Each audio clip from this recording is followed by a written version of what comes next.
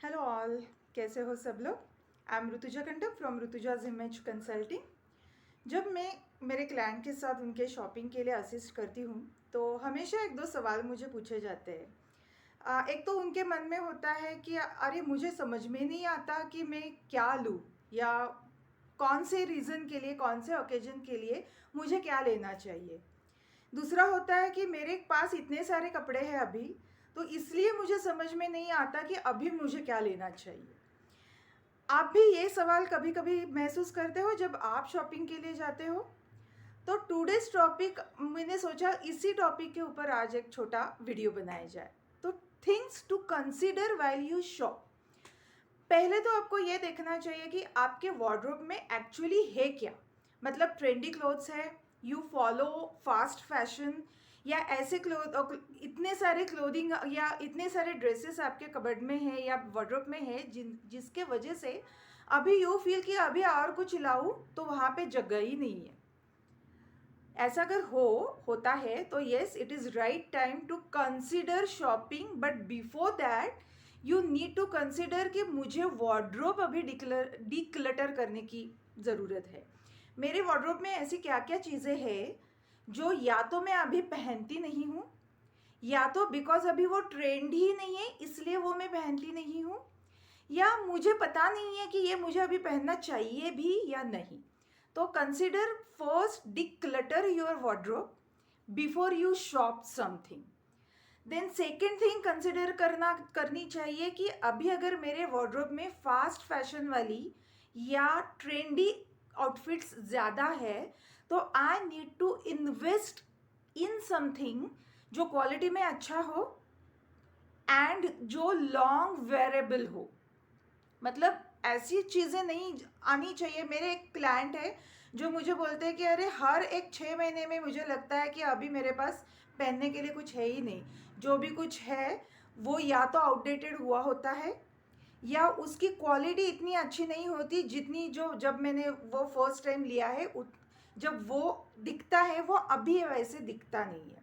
तो इसके दो ही रीज़न हैं, या तो जो आप ले रहे हो उसकी क्वालिटी के ऊपर आप ध्यान नहीं दे रहे हो, जस्ट देखा है, अच्छा लगा है और वो आउटफिट आपने लिया है, और या तो ऐसे कुछ आउटफिट्स आप ले रहे हो जो अभी उसकी फैशन है बट यू नेवर नो कि 6 महीने बाद वो फैशन रहेगी भी या नहीं रहेगी। सो फर्स्ट थिंग आपको देखनी है कि ऐसे कुछ चीज़ें आप नहीं खरीद रहे हो ज़्यादा से ज़्यादा पैमाने में जो फास्ट फैशन में हो या जो बहुत ट्रेंडी हो। So you need to invest in such a clothing जो क्वालिटी में अच्छे हो और जो 2-3 साल बाद भी आपको लगे कि हाँ ये मैं पहन सकती हूँ या पहन सकता हूँ। इसका जो ट्रेंड है या फैशन है वो अभी गई नहीं है या जाने वाली नहीं है। सो ये एक पॉइंट है।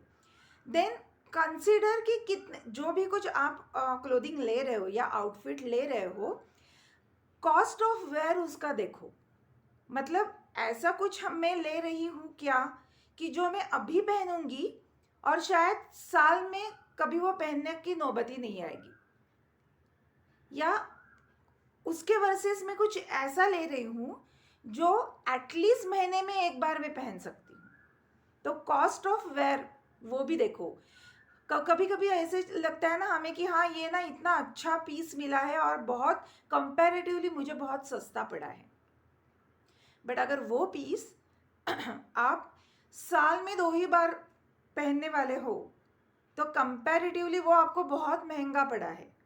और उसमें अगर ऐसी चीज़ है कि वो साल में 2 बार पहनने के बाद 1-2 साल में ऐसे आपको लगेगा कि अरे इसका तो ट्रेंड ही गया है, इसकी तो फैशन ही गई है, तो अभी तो मैं ये पहन नहीं पाऊंगी या पहन नहीं पाऊंगा, देन वो जो आउटफिट है वो आपको बहुत महंगा पड़ा है। So consider cost of wearing also. Then you need to consider, ये एक बहुत इम्पॉर्टेंट एस्पेक्ट है। हाँ, बहुत टाइम मेरे जो क्लाइंट्स होते हैं वो अपना वार्डरोब किसी सेलिब्रिटी के साथ कंपेयर करते कि अरे उस पिक्चर में वो सेलिब्रिटी ने जो पहना था ना, मुझे वो चाहिए, या अरे वो जो एक बीच में एक पार्टी का जो आया था ना, या शादी के जो फोटोज आए थे ना, उसमें जो उसने पहना था वो ऐसे टाइप का मुझे चाहिए। चाहिए, हम ले भी सकते, बनवा भी ले सकते, अवेलेबल भी होता है। बट ऑलवेज कंसिडर कि ये जो सेलिब्रिटीज़ है उनके साथ पूरी टीम होती है, उनके आउटफिट्स के ऊपर जो काम करती है, उनके पास उतना टाइम होता है।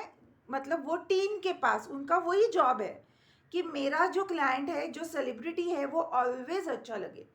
तो वो टाइम, वो एफर्ट्स, एंड ऑब्वियसली वो सेलिब्रिटी के साथ उतना पैसा भी होता है कि हर टाइम उतना वो उसके ऊपर इन्वेस्ट करे।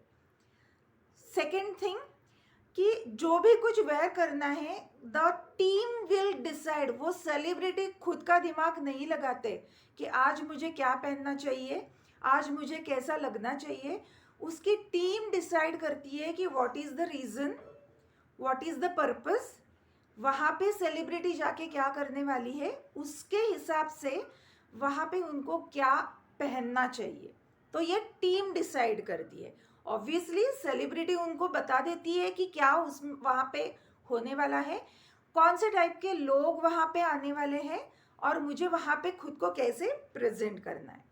तो ये एक है। And most important thing is कि सेलिब्रिटीज़ के पास हमेशा रीज़न होता है खुद का नया लुक क्रिएट करने के लिए। क्योंकि बहुत सारी पार्टीज़ होती है, मुहूर्त होते हैं, सेलिब्रेशंस होते हैं, जिसके लिए लोग, फोटोग्राफर्स हमेशा उस लोकेशन पे मौजूद होते हैं फ़ोटो क्लिक करने के लिए। So it is there need कि हर ओकेजन में, हर एक सेमिनार में या इवेंट में खुद का एक नया लुक वहाँ पे प्रेजेंट करे। तो ये उनकी नीड है। तो ये सारी चीज़ें हमें भी कंसिडर करनी है कि do I really need to present myself differently in every occasion. अगर मेरे मेरे लाइफस्टाइल में इतने ओकेजन्स है, इतने इवेंट्स है, और मेरी ये नीड है कि हर ओकेजन में, हर एक इवेंट में मुझे अलग दिखना है, then obviously you need to consider. But अगर ऐसा नहीं है तो these are some points you need to consider कि एक तो मेरा बजट क्या है, दूसरा कौन से चीज़ों के ऊपर मैं इन्वेस्ट कर रही हूँ या कर रहा हूँ, तीसरा मेरे वार्डरोब में ऑलरेडी क्या चीज़ें हैं जो या तो मैं पहन नहीं रहा हूँ या नहीं रही हूँ, और या तो मुझे पता ही नहीं है कि क्या रिप्लेस करनी है। और एक कि जो भी कुछ आप इन्वेस्ट कर रहे हो, अच्छी क्वालिटी के ऊपर आप इन्वेस्ट करने वाले हो।